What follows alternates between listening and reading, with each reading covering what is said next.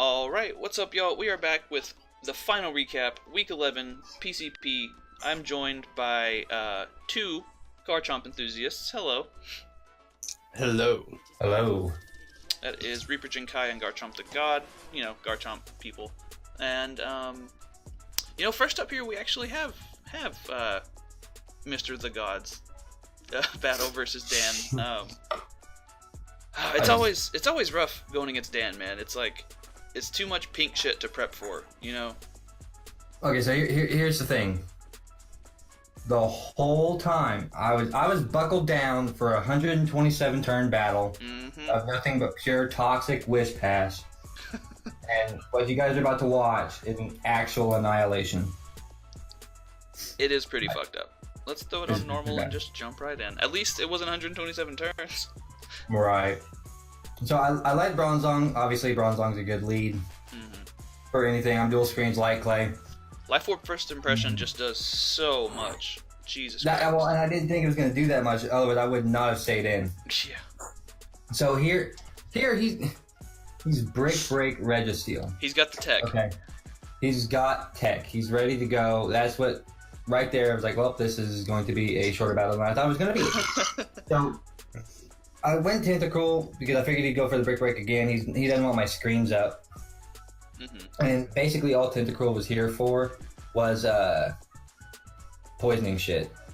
I'm not trying to let anything live longer than it needs to be. And fair enough. He goes Gyarados, okay? And for some reason, I thought he was like Mega Gyarados. I don't know why I thought he was Mega Gyarados. Because I see Gyarados, I'm gonna automatically assume you're Mega. So here, I'm just proceeding to let him set up in my face. And he reveals the Z Crystal, which, again, is my fault because, I didn't look at the Z Captains. So now he outspeeds literally everything on my team, and enjoy this sweep again. This is where we just need the yakety sax music just playing in the background. Yeah, more or less. I'm just sending shit in to die. You might as well just call me the Nazi army. Because Kyurem's not outspeeding, Azelf's not outspeeding. I don't think I brought a Scarfer. I didn't think I'd need a Scarfer because, like I said, I was buckled down for a hour and a half long battle. Yeah, I think the only thing that would have saved you was to sack T-Tar first, so he died to sand. But even then, it was just a matter of differential at that point. He was going to plow through at least 3 things. Yeah, it would have turned out from a 6-0 to maybe a 4-0. Maybe. Yeah. Whew. So it was some shit though, man. Fucking. When you get all that, I feel that. When you get all that pink shit in the back, it's hard to prep for an offensive mon. It's hard to build a team that handles 2 completely different styles of play. Oh, and any of my viewers will know that I usually run hyper offensive, and I absolutely, you might as well call me blunder because I hate stall. I think most of the PCP will agree with you on that one, buddy. Yeah. After 3 seasons with Dan. Antagonist. I also apologize for belching in the middle of one of your sentences. Is that what that was? Okay. I heard a noise. I wasn't gonna say anything, but I muted myself because I just started laughing because I felt like an asshole. Good to have you on, Sean. So, next up is KipUp versus Dye. This is actually a very important battle because their differential was very close. They had the same, same score, and differential was close. So basically, it just came down to the winner of this match makes playoffs, and whoever doesn't just sucks forever. So, I'm trying to think. I don't remember their teams very much, but I guess we'll find out.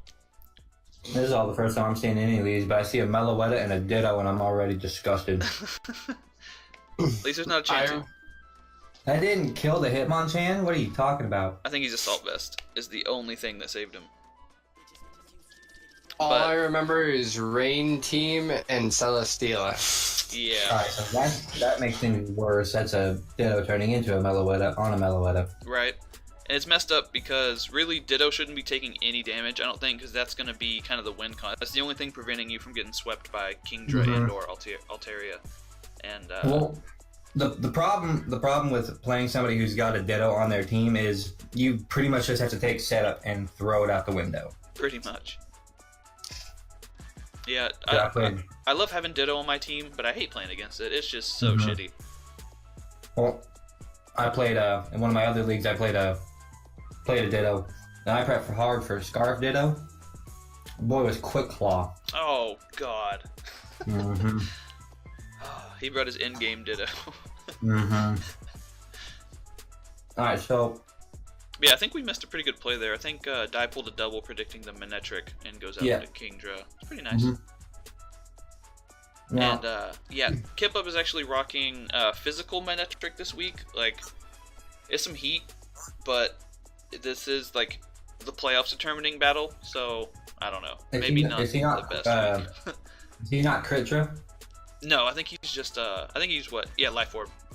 He just names it Kritra. I think he brought Kritra week 1, so he named it that, and he just kept the name. Fucking Okay, so sneaky. Infernate is. I don't know if he's. Is that Kip playing Infernate? Yes. I don't know if he's playing that because I mean he really doesn't even need Infernate, but outside of like Magna Zone. Yeah, it'd be good like Mach Punch in the back. I think is really its primary purpose this week. Right. I don't. But he comes in and he clicks plus combat and then dips right on out. Yeah, that turn sucked. That kind of sealed the game right there. He Earthquakes, I guess, predicting probably the Magna Zone, and he just proceeds to lose almost half his health with the Celesteela, and then Earthquakes again, just because it's I mean, you just saw a flamethrower. Why would you stay in? This thing's fat. Yeah, as fuck. I'm surprised he didn't click Heavy Slam, because I think that would have been a guaranteed kill. Yeah, definitely. I agree. And, of course, the physical Ice Fang just doesn't do enough to Altaria. It's taking 27%. Jesus Christ. I'm telling you, man, this thing is dumb fat. For real. It's so and fluffy. On top of the fact Dye's roost on it, so... Yeah. Hidden Power Ice probably would have only done, I'd say like, what, 35 maybe? So I think he would have killed initially, but I don't know. I think if he would have been special Manectric, he probably would have had an easier time with this thing. Definitely. Dye's in the chat talking like, I didn't know this thing got fucking Ice Fang. Like, what? I mean... And then, just to top it off, Life Orb Poison Jab doesn't kill, and Infernate goes down for no that was definitely a roll. There's no way. I don't know. It had 10% left though. I don't know. But the only thing that could have saved it for him was if Ice Fang freezes, doesn't it? Yeah. Yeah. It's like a very small chance. Yeah, he needed that 10% every time. Well, okay, so here's the thing. He turned into Mega Altaria, and he could have. I think Kip probably could have turned that battle around, except he let Celesteela die. So, I mean, pretty much. You could have gone Celesteela and just proceeded to, wall the muck. I mean, yeah, you would lose the Mega Altaria, but you could always just transform right into Kritra. Yeah, exactly. You pretty much won if you got the Kritra and just locked yourself into fucking Scarf Surf, I think. Yeah. Did he ever say what his Celesteela set was? It was Wakan Autotomize with 3 attacks. So a good set versus him, it just went down way too early. Super unfortunate. And he ends up getting a 6-0. And it's crazy because KipUp has I've been in I think 3 or 4 different leagues with KipUp, and he's beat me every single time except for this season. This is the first time I've ever seen that man not make playoffs. It was crazy. That's upsetting. Right. But definitely a good game to KipUp and Dye. Dye wasn't looking too good midway through the season, but he's pulling his shit back, so. Yeah, I think when he earthquaked on Mega Altaria expecting Magna Zone. Yeah. I think that was the kind of deciding factor on that deal. And yeah, he was Wakan, so he didn't even really have to predict on that turn. He could have just heavy slammed. Yeah, that's unfortunate, but hey, hindsight's 20/20. We're just here talking shit, This was kind of the match I was looking forward to, mainly because this was the very last game that happened, so I was like, please, can they just fucking fight already? But, I don't know. Regardless, I was hyped for this shit, and regardless, Tim is going to Sacco, but he has a chance to redeem himself versus Javi, who has constantly done good in all the PCP leagues. Well, he might not not have to be Sacco if he beats me. That's true. Very true. Okay, so real quick. 1, why do we allow Magirna? That thing is disgusting. right here, about to shift gear up and sweep this man. Right. Except 2, nah. Exploud is probably the best Pokemon in draft, and I do not care what anybody says. I believe our Australian buddies would agree with you on that. They always draft fucking Exploud. It's crazy. Exploud is very good. Except when it misses Fire Blast. Fire. I would argue Mew's a little bit better just for the unpredictability. Nope, Exploud better. Exploud's pretty good. Oh, he's Sharp Track, okay. Yeah. Well, he's Oh, paralyzed and they too. got fully para. Okay. So, I'm going to just go on and say that he got very lucky that Magearna got crippled early. Yeah, definitely. Yellow Magic doing what it does best. That is Spadef Melodic if I've ever seen one in my life. Holy shit. That is Life Orb Earth Power. God damn. So... Does make the good play in Saxon Magearna though. Yeah, I don't know if I would have... I mean, what's Lando do here, though? Because if... I mean, Lando could potentially take care of the Mawile, but then Mandibuzz and Rotom just come in and blow that thing back. Exactly. So, and I bet it takes 99 from a Sucker Punch anyways. yeah. So...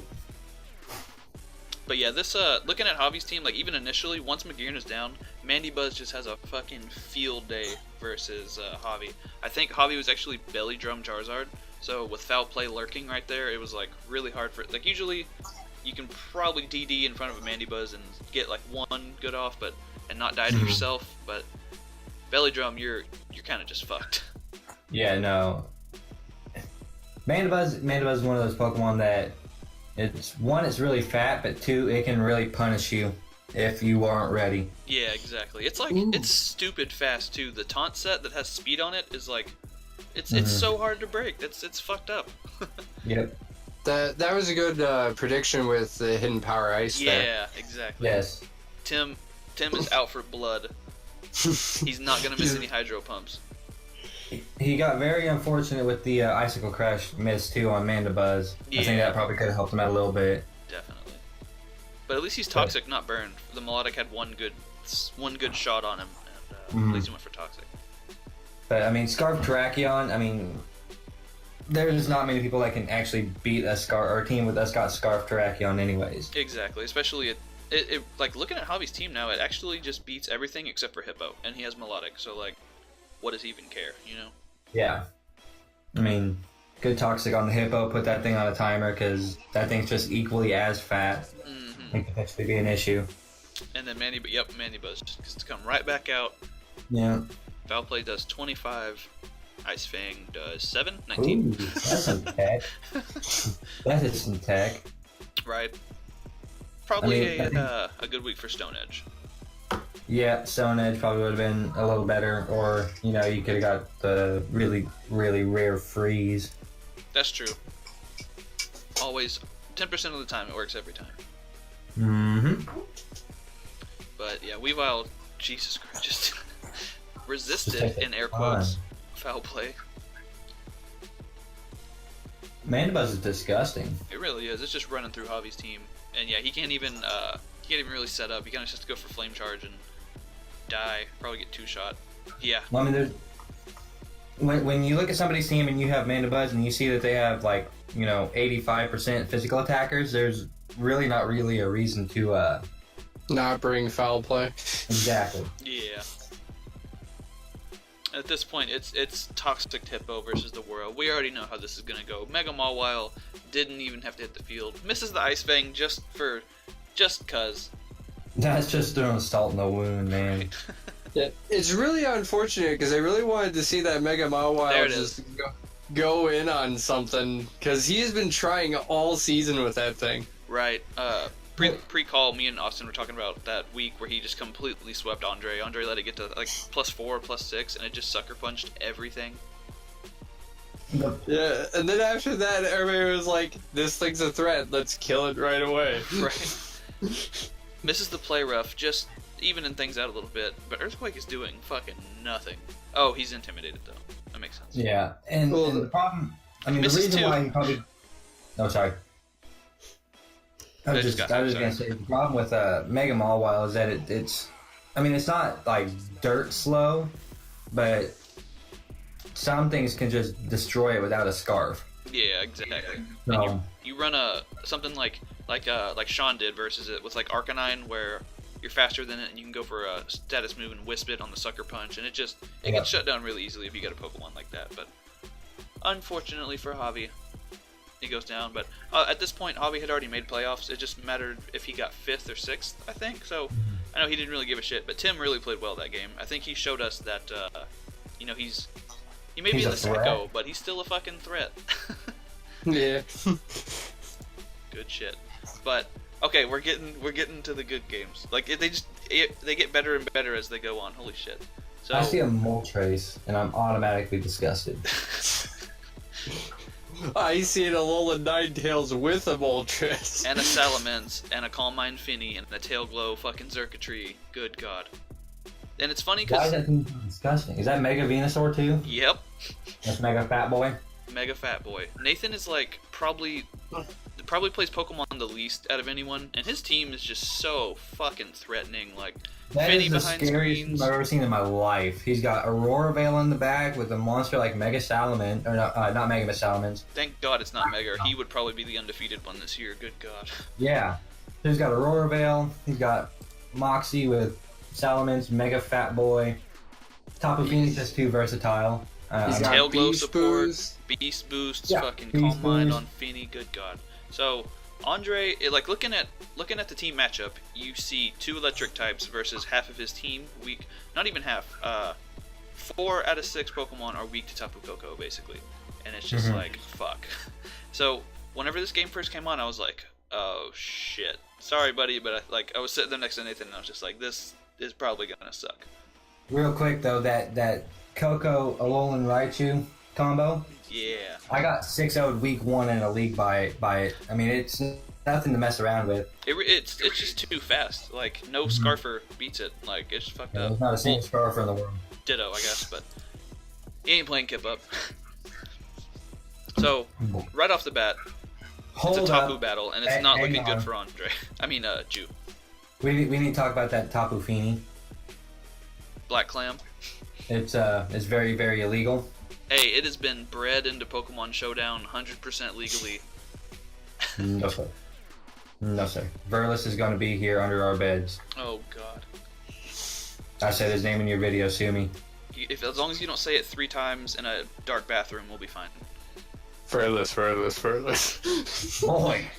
I turned off my light for that, gentleman. Good man. But this is weird because usually, Andre has Z, Dragonite, but he brought non-Z, and he just got forced out by a cursed Venusaur, which was like if he was just regular old Flynium Z, I think he just 6-0'd right there. He set up 1 Dragon Dance, and he just fucked everything up. Well, actually, I played a guy with a Salamence just last week, and his Salamence had to be +2 in order to OHKO my Mega Venusaur with Supersonic Sky Strike. Damn. So, Can we talk about that bird? Flame though? Body? Yep. boy. That is unfortunate as fuck. Yeah, Scizor just got neutered hard, and that is crazy good for Nathan because he has arguably his most support best Pokemon is ×4 weak to Bullet Punch. So having that thing nerfed like that is just amazing. But Venu goes down, and this fucking monster can just come right in. I thought he would have the poison jab there, honestly, but he did not. And then right there. Yeah, then he doesn't Bullet Punch. Well, it's very obvious that Ninetales was going to set up Veil. Yeah. I don't think I would have allowed that. I probably would have put Poison Jab on Sneasel. Exactly. But this is Andre we're talking about. He plays by no man's rules. That is cool tech, though. He also had the Brick Break for the screens this week for the Ninetales. And, okay, switches out. Who's he going to? Good old Feeny. Going to the Fairy type on the Poison type. Good. Risky. I like it. I mean... Well, he's shown Rocks, Brick Break. I guess nothing's there's a pretty going to good chance. appreciate a Life Orb Sheer Force Sludge Wave, though, on his team. True. Fair enough. And then... No, the Venusaur's gone. So he Calm Mind so he could live a Thunderbolt, and it's fucking Physical Coco. And then this changed the game. He wins right here. He U-turns out for some fucking reason. Sacks the Nidoqueen to this +1 surf. Kinda. He's just getting lefties though, so I guess it's actually better that he didn't kill. Yeah, but there was no reason to not to kill the. I see Calm Mind on Feeny, and I immediately want to kill. Yeah, you don't U-turn out on a +1, and then No. he goes to so check this out, right? Hold on. 10% life orb damage, 9.9% from the fake out, and then it gets left He did over. more damage to himself. Exactly, and then he knocks off the lefties, and he doesn't kill. So now he loses his Weavile as well, and it's just like, Andre, what the fuck are you doing, dude? Like, there's a lot of unnecessary sacks in that game. yeah, this should have been over already. For some reason, now he kills it. Good, okay, good on him. You should have done that earlier. Yeah. He would still have Nidoqueen and Sneasel, and now Salamis is less of an issue. Exactly, and then he's got super bulky Ninetales, and I think he would have lived a wild charge, but I mean, who really knows? He was in the terrain. Hold up. So he goes for the Z-Mirror move. Yep. And now he He's can just faster. sack the Moltres to get a shitload of recoil and possibly a burn, which would be funny, but Yeah, that double burn. but now the Veil's up, and he's got a Xurkitree and Electric Terrain.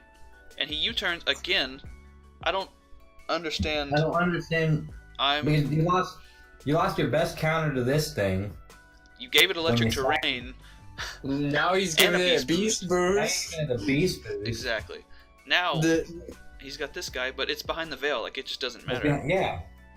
This is I'm unfortunate. surprised it lives that Thunderbolt. Like, to be honest. I mean, you're in a terrain that's a stab move, and I think that's like a +2 Xurkitree. Yeah, +1 now. I think I'm he actually was. really surprised. Yeah. Now it's +2, but he's gonna go down to. Finally, it'll go down to Side Shock. But now he's got 4 turns of Electric Terrain, and the Veil's still up for 3. So I don't think Raichu. And Raichu. Yeah. I don't care if it was Nasty Chew with HP Ice. I don't think it's gonna beat. Or even if he got like a crit or something there, killed the Ninetales. Exactly. Even if he got +2, I don't think he was gonna beat that Salamis with like HP Ice or something. Definitely not. So that was just fucking insane to me to watch. There was so many turns that I was just like, "Why? What do you? Whoa, hey, what do you?" So Yeah, I don't. There was a lot of plays I'm just sitting here like, why did you U-turn? So that's why we call him Sacco. But hey, he's no longer Sacco this year. So he just had to get one more good choke fest in before retiring his trophy. But last but not least, here we have Chris versus Pat, the Australian Showdown, Week 11, and this went down whenever the replays died for like a week and a half. So I had to download it to my computer. If it looks weird, whatever. But I can't change the speed. Oh, I can actually. So they both knew that they're going to be playing each other probably in finals, or there's a chance at least, or playoffs. So they both brought. Not me, like teams that can still win, but definitely some heat, like to say the least. Right. I say this every week, the Tapu Lele Gallade combo is scary as shit. That's just power. Knocks off the Blastoise. Rocky Helmet, get a little bit of chip on that guy, you know. I played in a league with a guy that drafted fake or Blastoise, and every week he brought fake out Blastoise. Was it a VGC league? No. Oh, well. I don't even think he was a VGC player. He just brought it to have it. Fuck it, chip is chip. I mean, I guess. But yeah, I mean, they're kind of feeling each other out a little bit. You know, everybody's just switching around. I mean, Chris has Skarmbliss, which we've just been ragging on him all season for, but that is disgusting. He's very close up there with Dan for the disgustingness, but I mean, I'd rather face a Blissey than a Chansey, though. definitely. Skarmbliss is a core in itself, and it's gross, but just half that guy's team is crazy. This set is cool as fuck, though. Sub-Toxic Fire Spin Entei with Blissey, with a fat sub that Seismic Toss can't break. That is... Props to Pat for this set actually working. That shit is insane. It warms your heart, doesn't it? I just love seeing literal heat. But yeah, you can kind of tell how this is gonna go. We'll let it go to fast for a little while because Blissy's just gonna sit there and get worn down. And of course, you gotta have Sacred Fire. Classic. Toxic racking up. Entei's back at full, like nothing even happened. And then he protects though. I didn't. You shouldn't have done that. You don't protect on the obvious sub. But yeah. Yeah. So Sacred Fire almost kills him. I'm just sitting here watching this. I'm wondering, just go into Necrozma and just set up and store power everything. Right. So Blissy's gone, so that means that Necrozma can literally just do that, and then it'll eventually get second terrain as well and just be retarded strong. I mean, I had Necrozma in one of my leagues in week 1. I brought Autotomized Combines power and just 6-0 week 1 just hurt my dominance. That's the way to do it. You gotta let them know. Well, the bad part about Necrozma is that most leagues just go by, Smogon tiering. So somebody can get this disgusting monster late draft because it's Blacklist 3 now. Yeah, I think whenever we drafted, it was RU, I think, which isn't terrible, but at least it wasn't NU, I guess. Right. Like it is now. I mean, yeah, it's like you can just pick up that thing late draft and just get a steal. And just sweep somebody's whole team. Yeah, I mean, and it's not even that hard. I mean, yeah, you can taunt it, but okay, hold on. We gotta go back because this turn, this is the game changer right here. So he SDs, and Blastoise goes for counter. Pat loves him. Pretty much every week, I think Blastoise has had some kind. Other than the week it was Scarf, it's had either Mirror Coat or counter every time. It's just that's just like his thing. So, dude, I would have been up out of my chair screaming if that had worked. Right? But he SDs in the face of a Blastoise. He didn't give a shit about a burn. Doesn't care about 30%. And then he reveals the Encore on Blastoise. Oh, Jesus no. Christ. I mean, on Gallade. Gets another SD. Spoilers, Jirachi is not Scarf, and it just dies to a +4 knockoff. This guy can come. It's got Prism Armor, but nope. Yeah. No, he was nothing weakness with a policy, too. +4 anything. Right. Close Combat takes out the Blastoise. Goodbye. We've already seen Entei's whole moveset, so we know it doesn't have the E-Speed, so even if he does, get its stats lowered and lowered, it's not happening. Wow. And Chris just gets a clean sweep with Gallade after his Blissey gets brutally taken down by the Sacred Fire Entei. I mean, the Fire Spin Entei. I was gonna make a comment, but I think I'll stay on this side of the line this week. Oh god. Wow. But yeah, great fucking game. I love that Entei set. That was awesome. I think I love the Gallade set even more because it just worked so well, and just that was impressive. Like, talk about a change of momentum in one turn. Like, Jesus Christ, that battle took a complete 180 and went right into Chris's favor. Really fast, yeah. Yeah, good game to Chris, good game to Pat. That was some good shit. And with his 5-0 win, that actually puts Chris into position to take the other bye week and beat out Dan, basically. So that was a really important game. That was some good shit. But looking at everybody's stats and whatnot, Tapu Koko actually did pretty good this week. So it ended up into the regular season 10-6. Not bad. I mean, it's the only Tapu I think that made the list, right? Yeah. So I guess kind of as expected of a Tapu, you gotta at least be number 10 on this list, I was ashamed how my Bulu did. Yeah, Bulu did not have a lot of kills. Let's take a look. He probably got like 4 at most. Bulu is, I think, 7-11. That's not bad. Not bad. 7-11. Boy. Okay, so I completely fucked up all this, but yeah, then Mega Manetric at number 9, which it was crazy because when we were doing the draft, I believe this was his round 1 pick was Mega Manetric, and we were like, who the fuck picks Mega Manetric?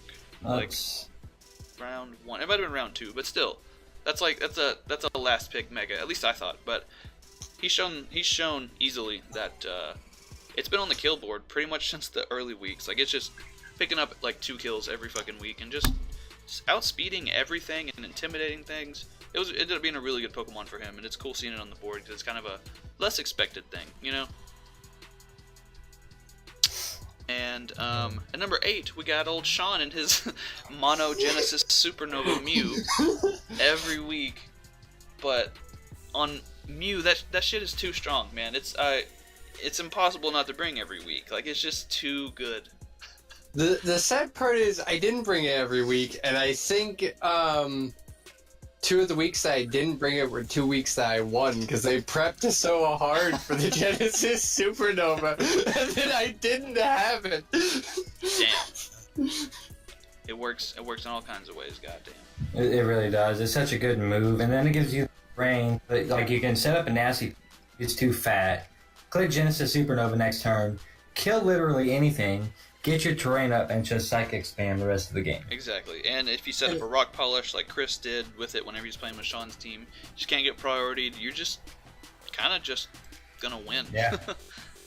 And I think I've said it twice before in this league, but I cannot believe that Mew was my 3rd round pick.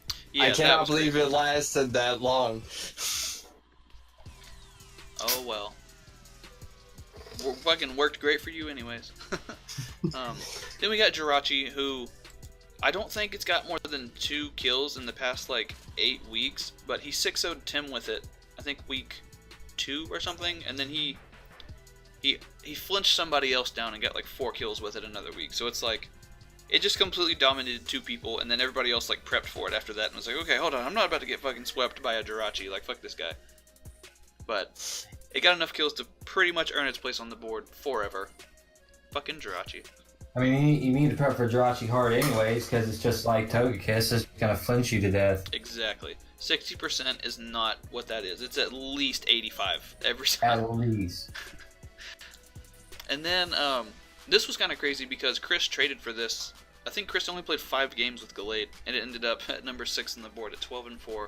Just shitting on all these other Pokemon, like, goddamn. But he did have the Tapu Lele backing it up, so that's good on him. Good pairing, because that shit is just too strong. Especially with Encore in that last game. I'm still amazed. That worked out so well for him. That was crazy. My Chiefs lost. Sorry. Looking at the NFL thing, and my Chiefs lost by 1. Rip. At number 5, we got Magearna, which we made fun of Hobby pretty much all year because Magearna was like never on the board. And we were like, dude, how the fuck does Magearna like not end up on the board? But it's back at 13-7. Number 5, not doing half bad. I think he kind of learned how to use it throughout the season. So then those last few games, he just kind of started shift gearing up on motherfuckers.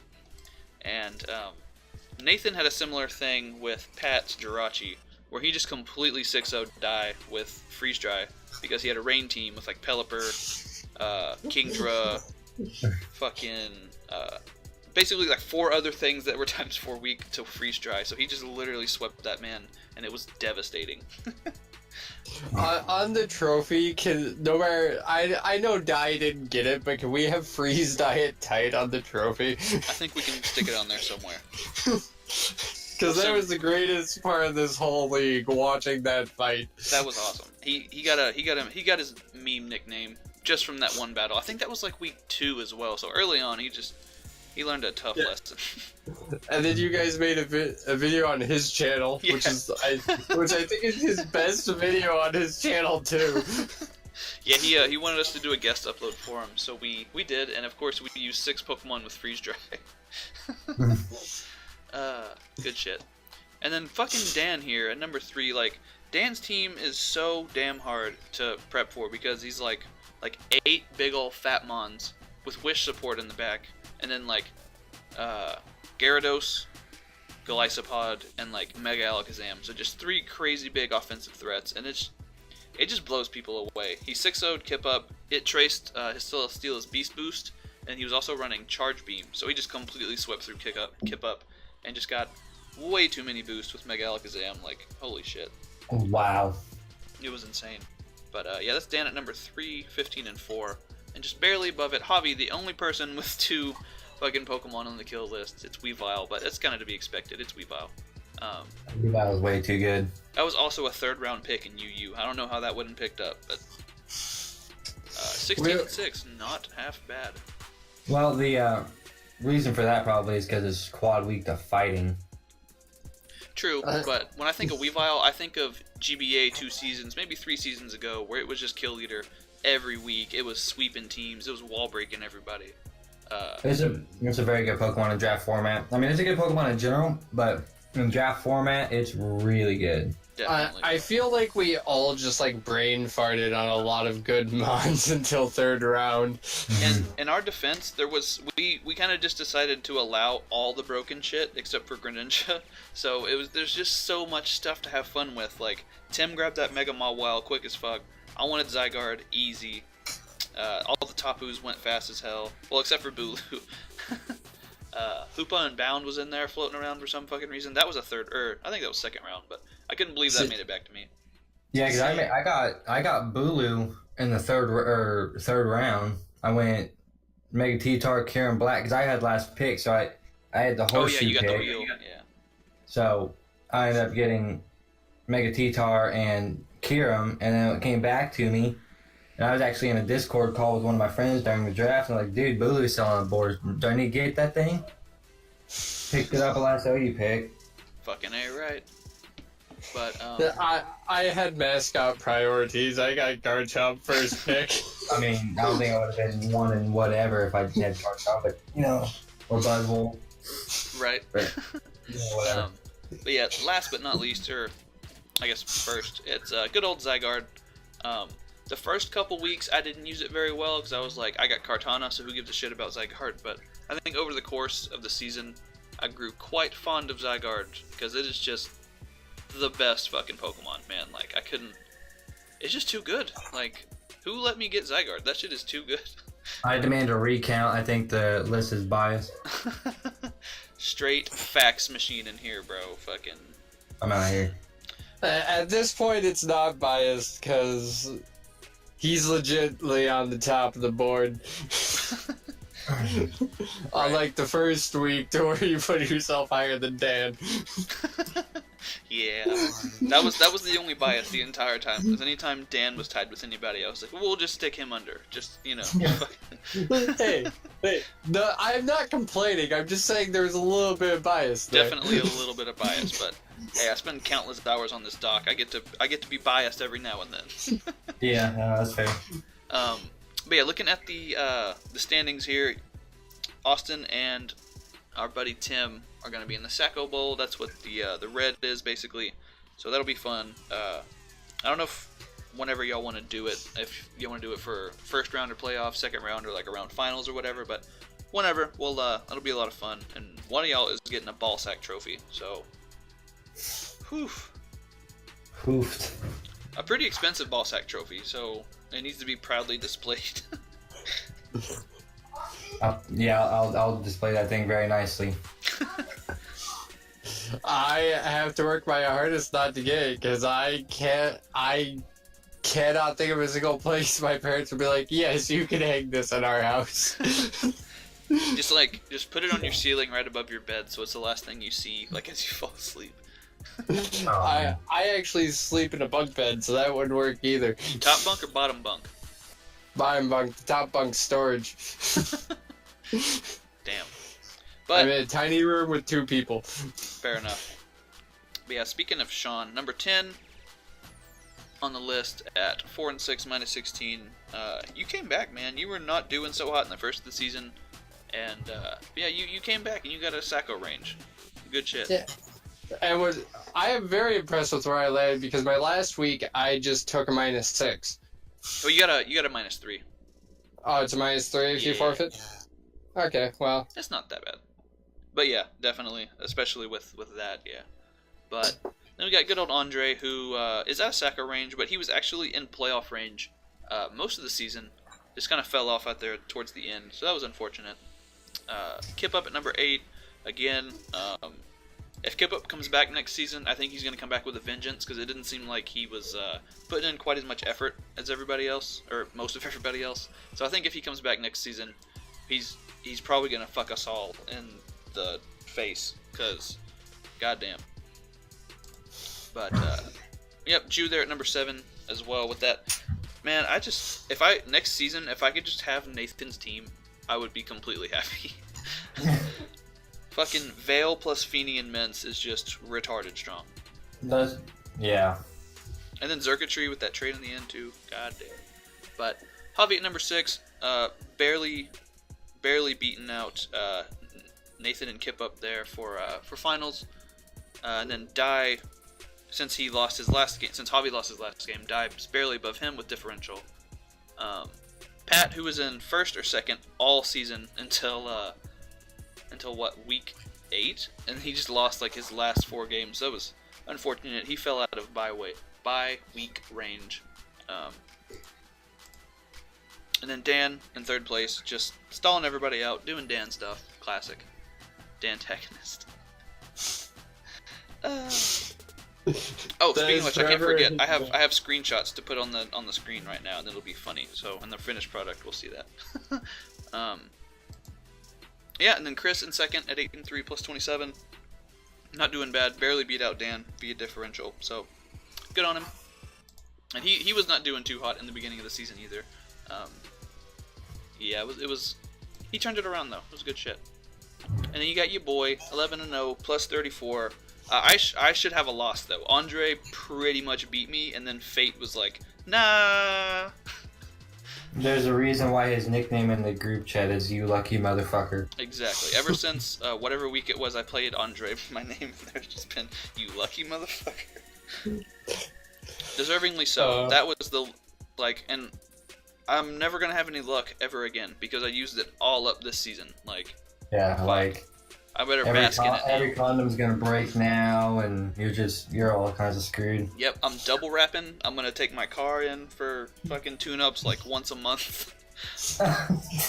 Dude, from now on, I'm calling Chris Nightmare because he has made it very clear he wants a rematch after I beat him, and he is going to kick my ass. That's what he gets for underestimating. That man brought memes and got fucked by the long dick of the law. Well, I mean, I'm not that good. I'm never gonna claim I'm good at this game because I deserve the spot I got. I deserve to be in the bottom 3. But I did get better as we went. Definitely. Compared to my first game, compared to the game with Chris, there was leaps and bounds. Yeah, you were predicting clicking specs icy wind and shit. I remember watching live and just being like, God damn. You mean specs Bronco? That triggered me. I'm not gonna lie. I was like, God damn it, Garchomp loses to Bronzong. I almost reverse swept you. That would have been bad, but memes prevail. But to be fair, before that battle, I had said in the weekly recap, and you could go back and watch it, I had said that you are going to get your first win versus me. He did call it. I'll take it. Confidence is key with Sean, apparently. But, yeah, this has been a little bit longer than expected, so we'll go ahead and end it there. This was the last recap of PCP Season 3, so I hope everybody enjoyed. It's been a hell of a ride, and we'll be back with Season 4, probably January or February-ish, somewhere in there. So, everybody go ahead and subscribe, do all that bullshit. I will leave both of our Garchomp enthusiasts links down below. Sub to them, do all that shit. And I think the only thing left is to say bye forever. Give me to 70, people. Get this man to 70. Do it. So you get me to 100, I'm at 95. Get this man to 100. There you go. We got fucking sub goals. We're real YouTubers now. We got sub goals. We're just you're trying to end it. We're just yeah, just sub to me, Crochet, real quick, please. Let me just get real close to the mic and drop a shameless plug. But yeah, subscribe. Bye forever. Later.